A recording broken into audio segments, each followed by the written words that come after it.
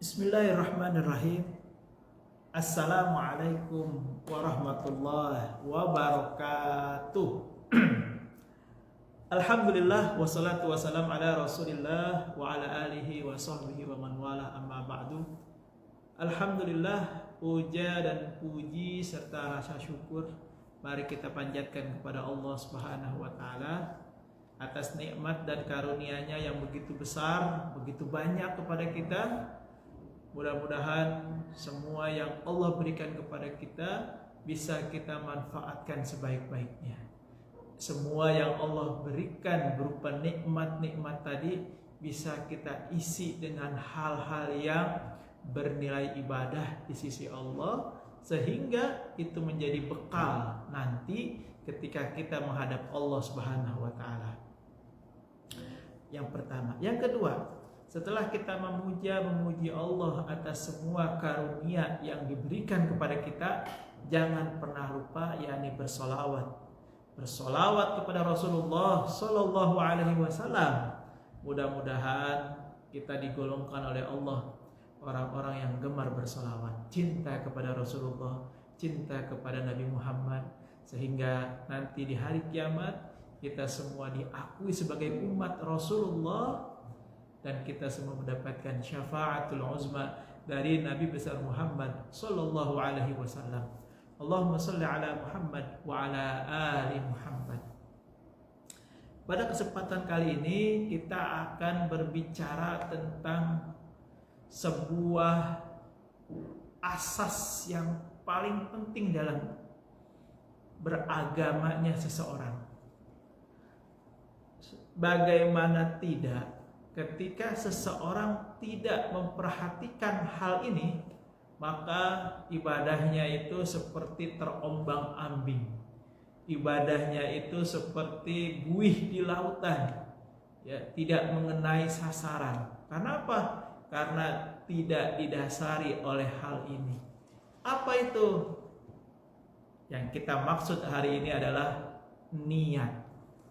Nah, niat inilah yang menjadi sebuah ibadah itu istimewa.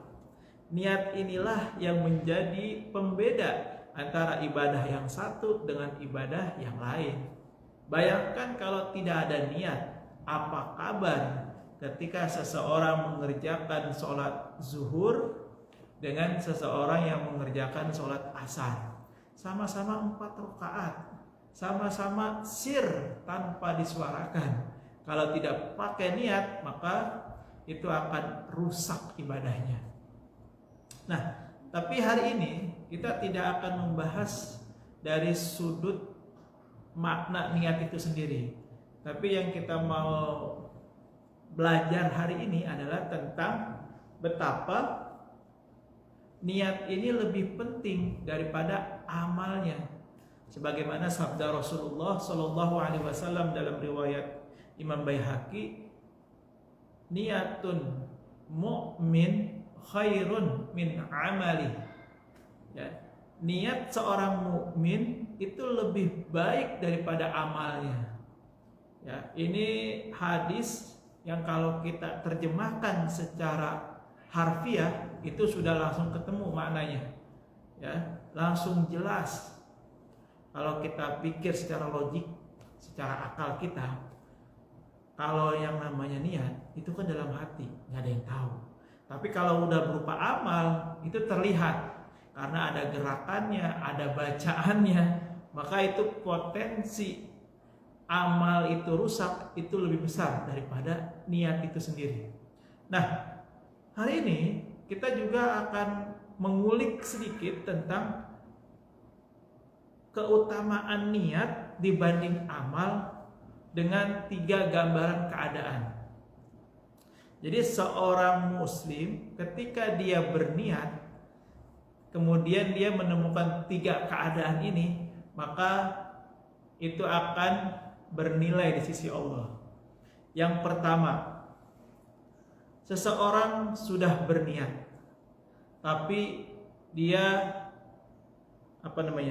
dia kerjakan, niat sekaligus dilakukan. Itu yang pertama. Yang kedua, ada orang yang niat sudah pingin, sudah berazam, tapi dia tidak bisa melakukan, tidak bisa mengerjakan, tidak mampu melakukan. Nah ini bagaimana? Nanti kita lihat. Terus yang ketiga, orang ini sudah niat, tapi dia memang tidak mampu untuk mengerjakannya. Ya, kalau yang kedua tadi sudah niat, sudah ingin mengerjakan, tapi karena ada satu dan lain hal dia tidak mengerjakannya. Nah kalau yang ketiga, dia niat dan dari awal itu memang dia udah yakin nggak bisa mengerjakan. Nah itu bagaimana? Nah kita akan lihat di dalam hadis yang diriwayatkan oleh Bukhari Muslim, betapa niat ini sangat istimewa, sangat strategis. Balasannya juga tidak main-main. Yang pertama, seseorang yang sudah niat, kemudian dia mengerjakan niatnya, melakukan apa yang dia niatkan, maka dia dibalas oleh Allah dengan ganjaran 100 sampai 700 kebaikan. Ini yang pertama. Yang kedua, seseorang yang sudah niat tapi dengan berjalannya waktu kemudian dia tidak mengerjakan apa yang sudah dia niatkan. Artinya entah itu lalai, entah itu lupa, artinya dia tidak melakukan saja apa yang sudah dia niatkan. Maka kata Rasulullah, dia mendapat satu kebaikan sempurna, ya, satu kebaikan yang sempurna di sisi Allah. Ini keutamaan niat, ya, luar biasa kan? Jadi orang yang sudah niat tapi dia tidak mengerjakan niatnya karena satu dan lain hal, maka dia mendapatkan satu kebaikan sempurna di sisi Allah Subhanahu wa taala. Nah, kondisi yang ketiga nih, niat tapi dia memang sudah tahu dari awal dia nggak mampu untuk mengerjakannya. Lalu kata Rasulullah, orang yang seperti ini tetap diberi balasan seperti orang yang mampu mengerjakan apa yang dia niatkan. Wah, luar biasa kan? Makanya kalau kita mau disebut muslim yang cerdas, maka kita harus perbanyak niat, terutama niat yang baik, ya, niat yang bagus, yang baik. Karena apa? Ketika niat itu sudah ditancapkan dalam hati kita, maka saat itu Allah mencatat kebaikan buat kita. Kalau dikerjakan dapat 100 sampai 700 kebaikan. Kalau dia lupa, dia akan disempurnakan kebaikannya seperti itu. Kalau dia tidak mampu mengerjakan, maka dia diberikan pahala seperti orang yang mengerjakan apa yang dia niatkan. Ya, enak banget kan? Bahkan di kalimat yang berbeda, orang yang sudah niat melakukan kejahatan, kemudian dia meninggalkan kejahatan itu, maka dia juga mendapat pahala di sisi Allah. Tuh, coba, enak banget kan?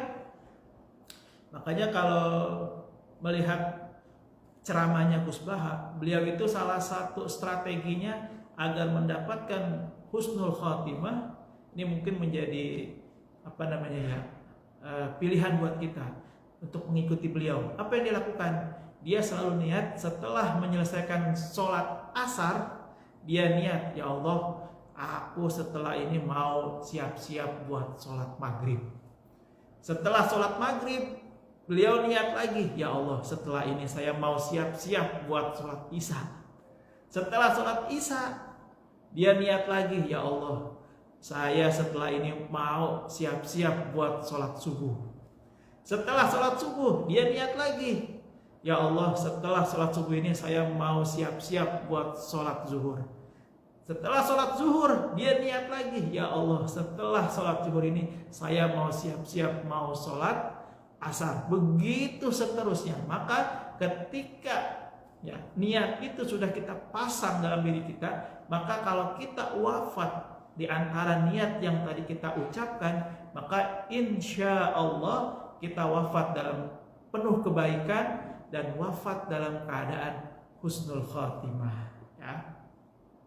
Inilah pentingnya niat bagi kita seorang muslim. Makanya jangan pernah remehkan niat, jangan pernah kecilkan niat. Karena niat itulah yang menentukan apakah ini bernilai tinggi atau ini bernilai rendah, atau bahkan ini tidak ada nilainya. Nauzubillah, summa nauzubillah ya. Baik, itu saja. Mudah-mudahan ilmu yang kita pelajari bisa bermanfaat buat kita.